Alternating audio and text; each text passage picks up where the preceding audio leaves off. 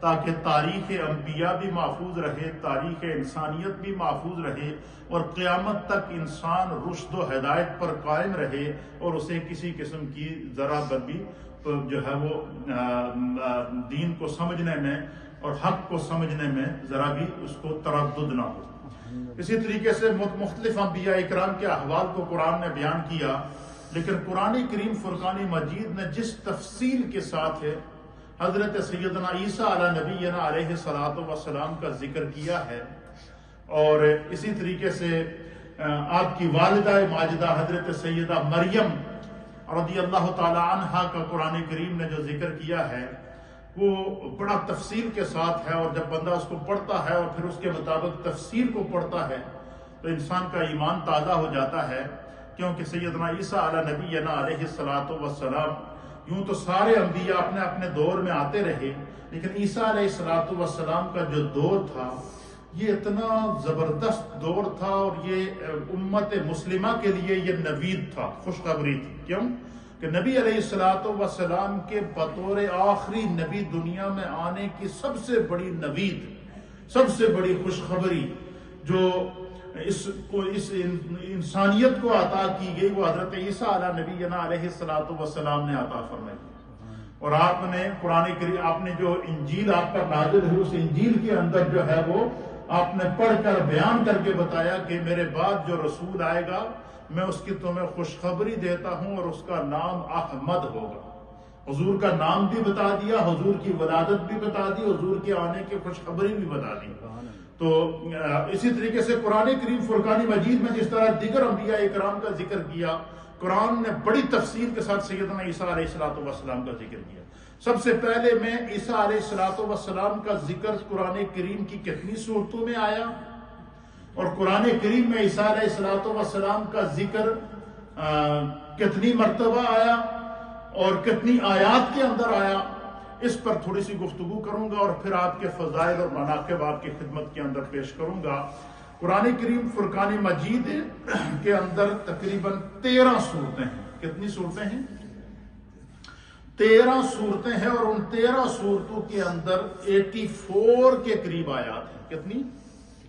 13 صورتیں ہیں قرآن میں، 84 آیات ہیں۔ ان آیات کے اندر اور 13 صورتوں کے اندر اللہ تعالیٰ نے سیدنا عیسیٰ علیہ نبینا علیہ الصلوۃ والسلام کا تذکرہ فرمایا، اور نہ صرف تذکرہ فرمایا بلکہ عیسیٰ علیہ الصلوۃ والسلام کی پیدائش کا ذکر قرآن فرما رہا ہے۔ عیسیٰ علیہ الصلوۃ والسلام جب اللہ کی قدرت سے اپنی ماں کے بطن کے اندر بغیر باپ کے اللہ تعالیٰ نے حضرت عیسیٰ علیہ الصلوۃ والسلام کو جو ہے وہ حضرت سیدہ مریم کو جو ہے وہ عطا فرمایا، اور اس منظر کو قرآن کریم بیان فرماتا ہے۔ حضرت سیدہ مریم کو جب عیسیٰ علیہ نبینا علیہ الصلوۃ والسلام ان کے پیٹ میں آئے تو قرآن اس منظر کو بیان فرماتا ہے۔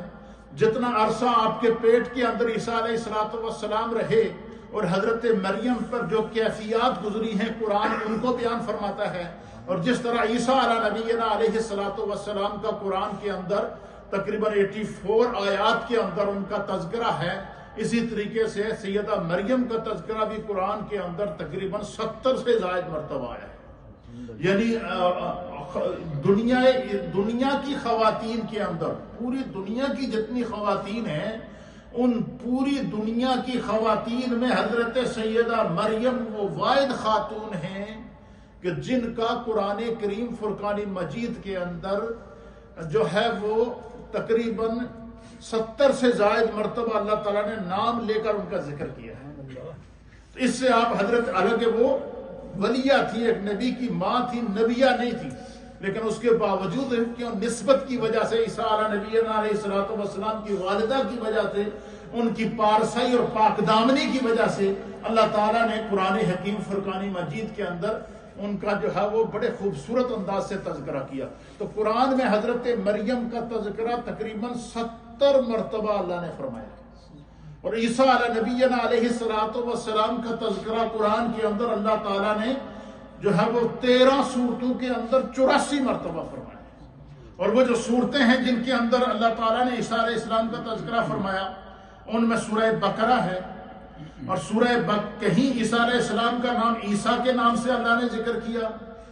کہیں عیسیٰ علیہ السلام کا نام اللہ تعالیٰ نے مسیح کے نام سے ذکر فرمایا ہے قرآن کے اندر،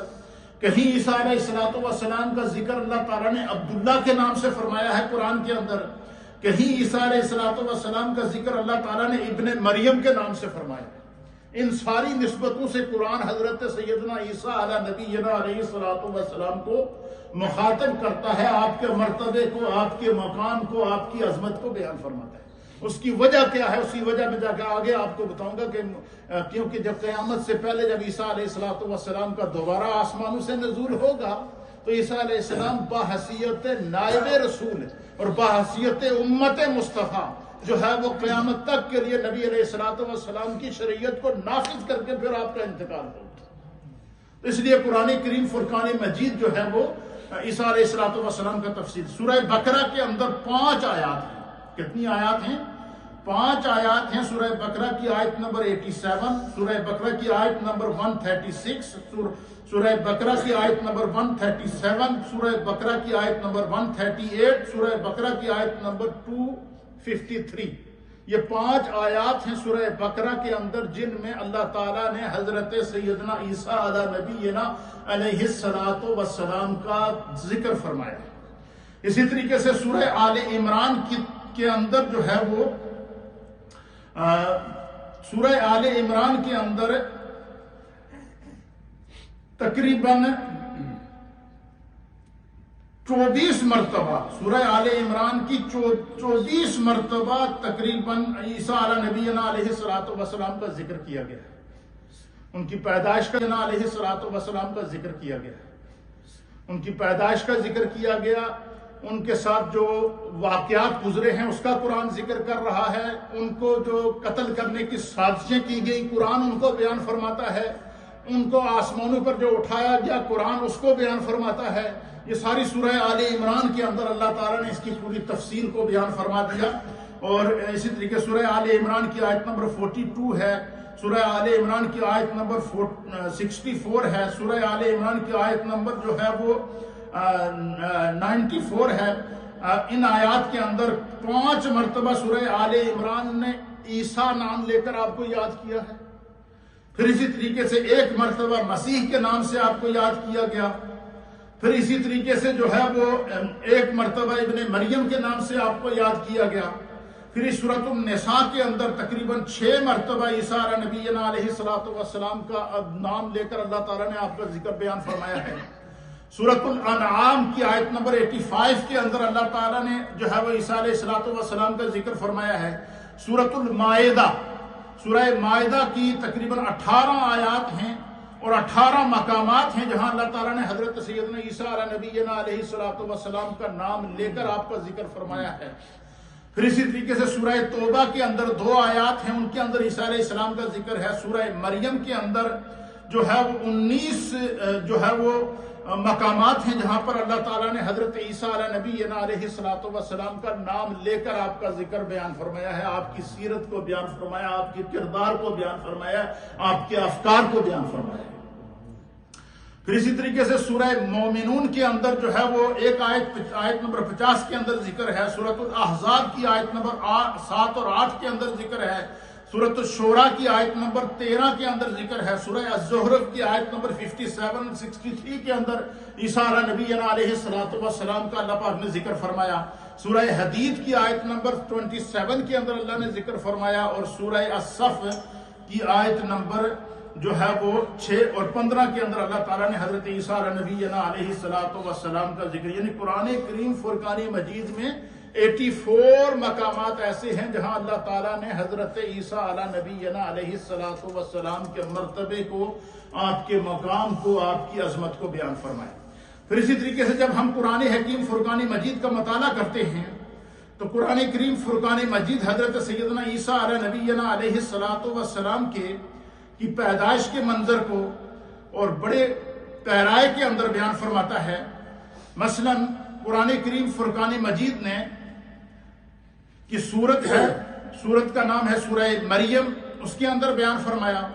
پھر اسی طریقے سے سورہ آل عمران کے اندر قرآن کریم اس منظر کو بیان فرماتا ہے۔ سورہ آل عمران کی آیت نمبر ہے 42، سورہ آل عمران کی آیت نمبر 42 میں اللہ بیان فرماتا ہے کہ وَإِذْ قَالَتِ الْمَلَائِكَةُ يَا مَرْيَمَ